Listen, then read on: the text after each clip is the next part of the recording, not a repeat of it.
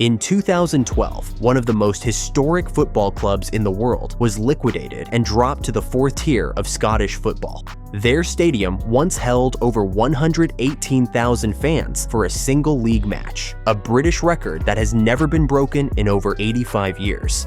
Today, Rangers FC have a waiting list of over 20,000 fans who cannot get into that same stadium.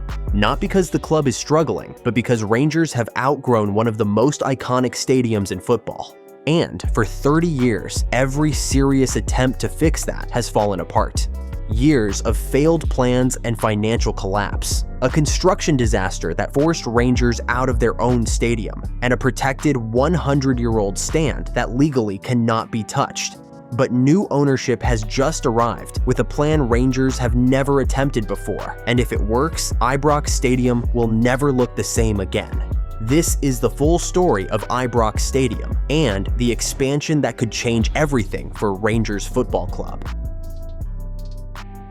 Ibrox Stadium has been home to Rangers FC since 1899, designed by Archibald Leitch, the same architect behind Anfield, Old Trafford, and Hampden Park. From the very beginning, it was built to stand out. By 1939, it held over 118,000 fans for an Old Firm derby, still the British League attendance record to this day. For decades, Ibrox was not just one of Scotland's biggest stadiums, it was one of the most iconic football grounds in the world. But that history also carries weight. On January 2, 1971, the Ibrox disaster shocked British football when a crush on Stairway 13 after an Old Firm match killed 66 supporters, many of them under 20 years old.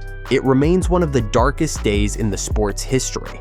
The tragedy forced a complete rebuild of the stadium, replacing old terracing with modern stands and reducing capacity from over 80,000 to around 44,000.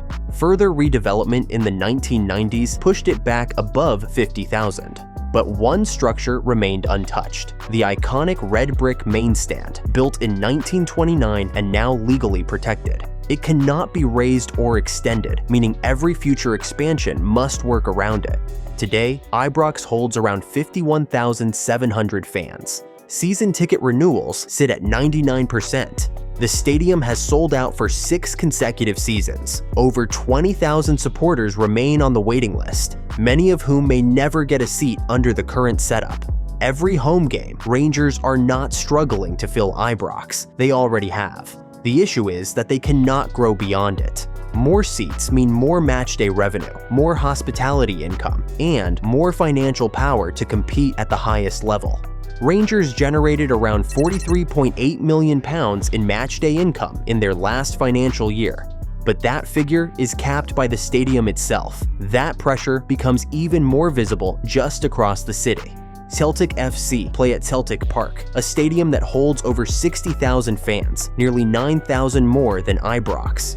That difference means thousands of extra tickets every week and millions in additional revenue over a season. It is not just a number, it is a structural advantage that has been compounding for over 20 years. Ever since Celtic redeveloped their ground and Ibrox dropped from the second largest stadium in Britain to the third largest in Glasgow alone. The obvious solution was expansion, but Rangers were never able to fully commit to it. In 2012, the club entered administration, were liquidated, and dropped to the fourth tier of Scottish football. Players left overnight, crowds fell to just a few thousand, and Celtic dominated Scottish football for years without real competition. When Rangers eventually returned to the top flight, survival became the priority. Financial caution replaced ambition, and stadium development was pushed aside. The waiting list kept growing, the Celtic gap kept widening, and Ibrox stayed exactly where it was. Plans were eventually drawn up, and a real expansion attempt was made. But it collapsed publicly when a construction delay forced Rangers to play their opening home games of the season at Hampden Park, locked out of their own ground. The people driving the plans left the club. Everything went quiet again. It took a complete change of ownership to bring the conversation back. And this time, with serious American investment behind it and a full feasibility study now officially underway, it has not gone quiet. when Andrew Kavanagh and 49ers Enterprises completed their takeover of Rangers in May 2025, committing £20 million immediately. The conversation around Ibrox changed almost overnight. 49ers Enterprises is the investment arm of the San Francisco 49ers NFL franchise, one of the most commercially successful sports organizations in America, responsible for building Levi's Stadium in California, a venue widely regarded as one of the most advanced sports facilities in the world. They already own Leeds United, where they have pushed through a planning application to expand Ellen Road from 37,645 to 53,000 seats, a project backed by serious investment, specialist architects, and a clear long-term vision. Rangers fans watching that process unfold had every reason to pay attention because the same ownership group was now sitting at Ibrox with the same ambitions. Almost from day one, Vice Chairman Parag Maratha publicly confirmed that Ibrox expansion would be explored. By October 2025, the Fan Advisory Board met directly with the new ownership, and what came out of that meeting was the first concrete indication of direction.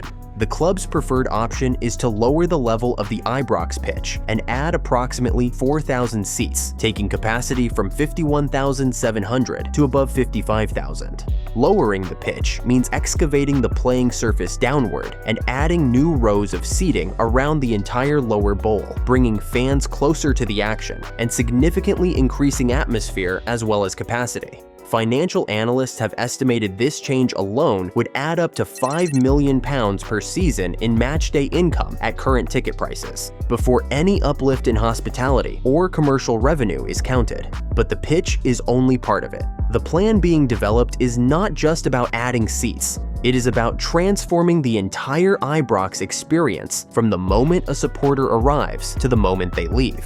The feasibility study covers expanded and redesigned bar and social spaces throughout the stadium, new hospitality areas and premium lounges, improved retail, better concourse flow, and upgraded general facilities across all stands. Edmiston House, the club's multi-million-pound events and entertainment complex next to the stadium, is being reconsidered as part of the matchday environment rather than a separate venue.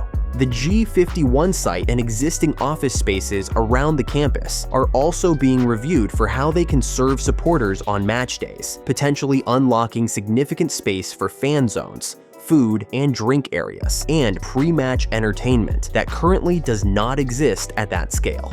The ambition goes even further than the stadium itself. In January 2026, construction began on a 160-flat residential development on Edmiston Drive, part of a wider regeneration of the Govan area that Rangers and the new ownership are directly involved in. The club has been clear that improving the neighborhood around Ibrox is part of the same vision as improving the stadium itself. The ambition is clear. Rangers are not planning a quick renovation. They are planning a fundamental transformation of Ibrox, inside, outside, and across the entire campus, built to the standard of the best venues in world sport. But between the vision and the finished result, there are serious obstacles that could determine how much actually gets built and how long it takes to get there. The vision is clear and the process has begun. But the reality of delivering an expanded Ibrox is far more complicated than it appears. The first obstacle sits beneath the ground itself. Ibrox is located close to the River Clyde, and the water table underneath the stadium is a genuine engineering problem that could limit how far the pitch can actually be lowered. The 4,000-seat figure being discussed assumes a depth of excavation that the water table may simply not permit. Lowering the pitch also creates a problem for fans already inside. Adjusting the playing surface changes sight lines across the entire ground. Engineers have flagged that the goal line could disappear from view for supporters in the back sections of the Copland and Broomloan stands. And the club deck, which already has documented sightline issues, gets worse. Adding thousands of new seats while degrading the experience for existing supporters is a trade-off the club has not yet publicly addressed. Then, there is where Rangers actually play during construction. This cannot be done in a summer. Lowering the pitch would require the club to vacate Ibrox for at least a full season, with Hampton as the only realistic option. Supporters already reacted badly to a handful of games there during the Copland stand delay. A full season away is an entirely different conversation. On cost, £20 million is a starting point, not a solution.